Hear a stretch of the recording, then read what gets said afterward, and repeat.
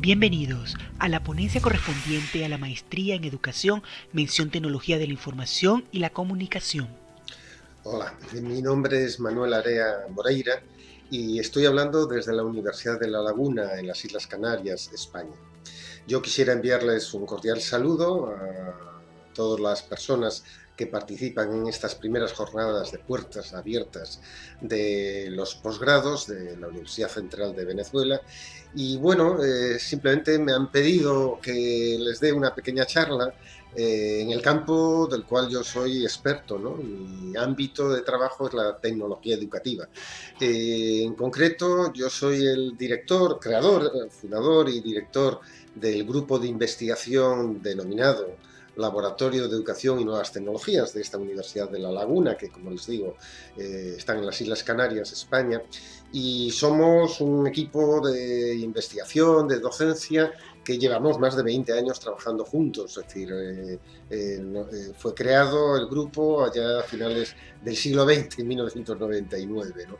Y abordamos cuestiones relacionadas con la tecnología y la educación, como es el e-learning o educación digital, lo que es las políticas y las prácticas para la incorporación de la tecnología de la información y comunicación, las TIC, al sistema escolar. Abordamos cuestiones también o desarrollamos estudios sobre la competencia digital tanto en niños como en jóvenes y adultos, y también otra de las líneas de trabajo del laboratorio tiene que ver con la creación, desarrollo de materiales didácticos en formato digital, ¿no?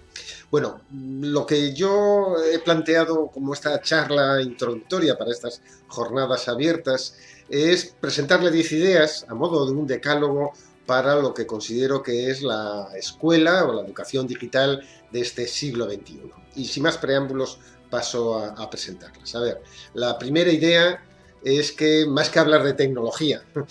lo importante es plantearnos qué tipo de ciudadano o de ciudadana queremos formar, educar en las escuelas. Y hay un primer principio, una primera idea que abordada en muchos informes internacionales que nos dicen que más que enseñar contenidos clásicos de matemáticas, de geografía, de historia, tenemos que formar a esa ciudadanía para que sepa desenvolverse, sepa actuar, en definitiva, poseer competencias para estos nuevos saberes, esta situación de cantidad de información que hay vehiculada, transmitida por internet, por las redes, por las tecnologías, y entre esas competencias se habla de que la persona culta de este siglo XXI tiene que saber buscar y localizar aquella información relevante y útil para sus propósitos, tener y desarrollar pensamiento crítico, actitudes positivas hacia la innovación y el cambio, saber trabajar de forma colaborativa con los demás, expresarse en los múltiples lenguajes y formas que hoy en día nos trae la tecnología, no solo la textual, sino también expresarse audiovisualmente, oralmente, en infografías, en multitud de nuevos medios y formatos de comunicación, y evidentemente también mantener o poseer una serie de valores éticos en el uso de esa tecnología. Bueno, la segunda idea es que evidentemente un nuevo tipo de educación, de competencias formativas para la ciudadanía del siglo XXI requiere también un nuevo tipo de currículum, es decir, ya frente a lo que ha sido hasta la fecha, durante muchos decenios, un currículum separado, segmentado, desagregado o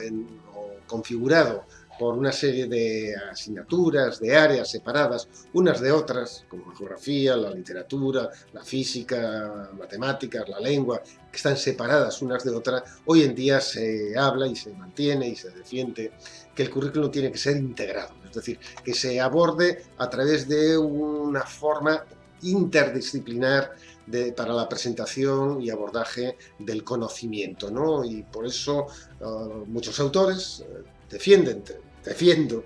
que frente a esa organización disciplinar separada, como digo, unas materias, asignaturas por otras, debemos presentar el currículum, sobre todo en los primeros años o cursos escolares, de forma agrupada, integrada, en torno a proyectos de trabajo o grandes problemas. A la vez, ese currículum tiene que ser inclusivo, es decir, no puede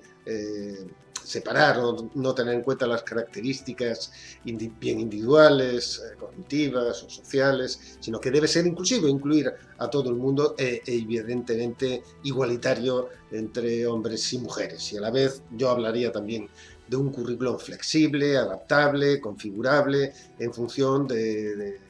no solo de las características internas del mismo, sino de los contextos y de las personas a las que se dirige ese currículum. Una tercera idea es ya lo que se conoce como procesos o metodologías o modalidades de enseñanza híbridas, entremezcladas entre lo virtual y lo presencial. Ya pensar que solo podemos enseñar en situaciones exclusivamente presenciales, obviando lo que es la red, la internet, pues ya prácticamente es algo del pasado, ¿no? La experiencia precisamente de la pandemia, del COVID, donde se tuvo que cerrar las instituciones educativas, nos obligó a saltar de forma abrupta a una forma de enseñanza totalmente online. Bueno, pues hoy en día, en el siglo XXI, ya que somos una sociedad donde se entremezclan las experiencias en espacios físicos con experiencias y comunicaciones en espacios virtuales, evidentemente yo creo que en mayor o menor medida la enseñanza tiene que también entremezclar estas dos formas de trabajo, de enseñanza y de aprendizaje, que es las situaciones y experiencias de aprendizaje en el contexto físico del aula, pero también en los espacios virtuales online. La cuarta idea de este decálogo sería que hay que poner en el centro del aprendizaje a los estudiantes, a los y las estudiantes, ¿no? Es decir, de tal modo que sea el alumnado quien sea el creador de los contenidos, no un mero receptor de las lecciones que transmite su profesor o profesora, que lee en libros de texto, sino que tenemos que organizar, digamos, esas situaciones de aprendizaje basadas en la actividad, en la acción, en la cumplimentación de tareas que el alumno o alumna tiene que realizar, en este caso evidentemente utilizando los recursos digitales, ¿no? Como puede ser actividades de búsqueda y análisis de información en Internet, el comunicarse y trabajar y colaborar con otros en la red y lógicamente el alumno, como digo, creador de contenidos, en este caso audiovisuales, infográficos y evidentemente publicarlos en la red, en tecnologías. Quinta idea. Yo creo que, y esta es clave, la tecnología, cualquier uso de tecnología tiene que estar al servicio de la enseñanza, de la pedagogía. Por eso esa frase de la pedagogía es el centro y debe ser la que guíe el uso escolar de la tecnología. Y ahí es clave tener claro los métodos de enseñanza, la metodología didáctica, ¿no? Es decir, no es buscar tecnologías, aparatos para ver qué hacemos con ellos en el aula, sino tener claro una metodología, un método didáctico y en función de las características de ese método utilizar, digamos, la tecnología. Y entiendo que hoy en día, como ya apunté antes, la metodología del aprendizaje por proyectos, empleando la tecnología, es el método más potente, etcétera. Alrededor del mismo, del aprendizaje por proyectos, pues podemos hablar del aula al revés o flipped classroom, de las webqueries, realidad aumentada, aprendizaje por tareas, pensamiento computacional, robótica educativa o la gamificación del aprendizaje. Pero bueno, el eje nuclear, como digo, para dar sentido a la incorporación y uso de la tecnología en el ámbito escolar es la metodología del aprendizaje por proyectos. Sexta idea, y la nombré, la dejé pasar antes. Yo creo que es fundamental que cuando utilicemos tecnología, además de que el alumnado sea creador de contenidos, desarrolle actividades con la misma, además de eso, el alumnado debe adquirir y desarrollar evidentemente un conjunto de valores, lo que yo llamaría una ética y una práctica para el trabajo grupal, para la colaboración con los demás, ¿no? Es decir, no pensemos que la enseñanza con tecnología es una experiencia exclusivamente de cada individuo. Esto lo vivimos en el hogar, ¿no? Cada miembro del hogar en muchas ocasiones posee su tecnología propia y se aísla del resto. No, pues en el contexto escolar tenemos que cultivar, como digo, una ética y una práctica de la colaboración. Que eso implica pues, proyectos de trabajo entre colegios, centros, aprendizaje colaborativo con alumnado conectado en la red desde distintos puntos, redes sociales educativas o lo que se conoce la pedagogía entre pares, ¿no? Séptima idea. Bueno, pues si apostamos decididamente por estos nuevos modelos educativos basados en el uso del ciberespacio, de la Internet, evidentemente necesitaremos materiales didácticos también coherentes, acordes a estas metodologías que estoy anunciando. Y esto significa obviar, o al menos pasar a un segundo plano, lo que son materiales didácticos tradicionales, y el ejemplo más claro eran los libros de texto de papel, a una nueva generación de material didáctico que facilite al alumnado esa comunicación, esa búsqueda de información, esa creación de contenidos multimedia y evidentemente pues eso pasará, como digo, por materiales didácticos que faciliten el aprendizaje activo y que vayan más allá del libro de texto. Octava idea es que es fundamental, ya casi lo apunté también en una presentación anterior, es fundamental un nuevo concepto de alfabetismo, ¿no? De alfabetización, que tiene que ver con el ser competente para el uso de las tecnologías digitales. Y esta competencia, esta nueva forma de alfabetización en la cultura digital implicará en el alumno o la alumna que sea capaz, como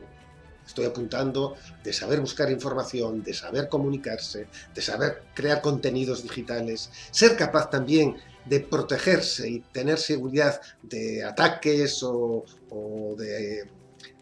robos, digamos, de identidades digitales y, lógicamente, ser una persona competente, y eso ser alfabeto en este siglo XXI, competente para utilizar la tecnología de forma constante para la resolución de los problemas cotidianos, laborales, de búsqueda de información, de ocio, etcétera, etcétera.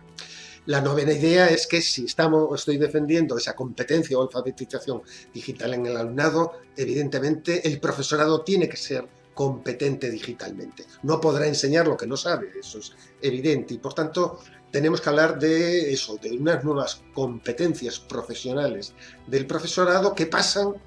o representan el ser capaz de diseñar actividades de aprendizaje, pero en línea, para que sean cumplimentadas por su alumnado, ser capaz de crear o seleccionar esos nuevos materiales didácticos online que nombraba antes, ser capaz de trabajar en red también con otros docentes, ser capaz también de tutorizar y evaluar a su alumnado utilizando evidentemente las tecnologías digitales. Y otra competencia importante es de ser capaz de estar autoformándose de modo constante y mejorando su conocimiento pedagógico a través de todo lo que puede encontrarse en Internet en línea. Y ya la última idea es que no solo pensemos el uso escolar de la tecnología desde el aula, pensémosla también de que esa aula está en el marco, en el contexto de un centro educativo, de un centro escolar. Y por tanto, yo creo que cualquier proyecto de cambio no solo hemos de plantearlo, como digo,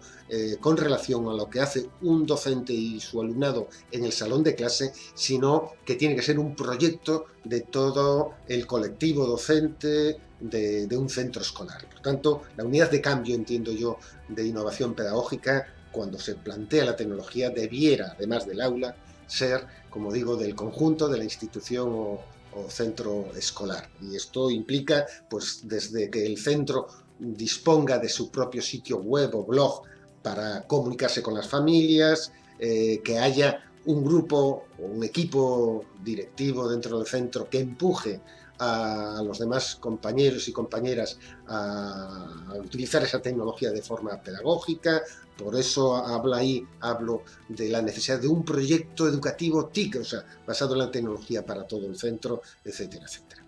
Y nada más, para concluir, decir que todas estas ideas que significa hablar de la escuela del siglo XXI, en el fondo, son ideas que ya vienen desde hace casi un siglo, de comienzos del siglo XX, ¿no? Y es una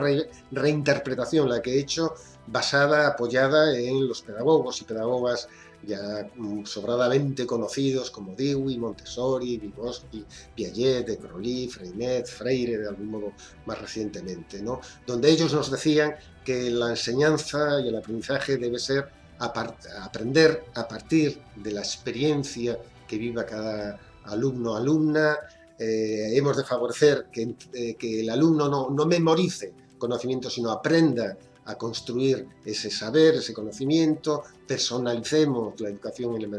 medida de lo posible,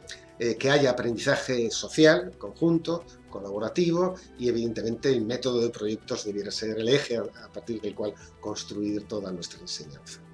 Y nada más, decirles que en pocas palabras, que yo creo que la tecnología por sí sola no nos va a cambiar la metodología ni los efectos de la enseñanza, pero la tecnología posiblemente, si la sabemos organizar y utilizar adecuadamente en el contexto escolar, vamos a favorecer que el alumnado aprenda de forma más activa y de forma menos repetitiva. Y nada más, agradecerles la atención y desearles que estas jornadas de puertas abiertas de los posgrado en la Universidad Central de Venezuela pues sea exitosa, ¿no? Y me despido de ustedes.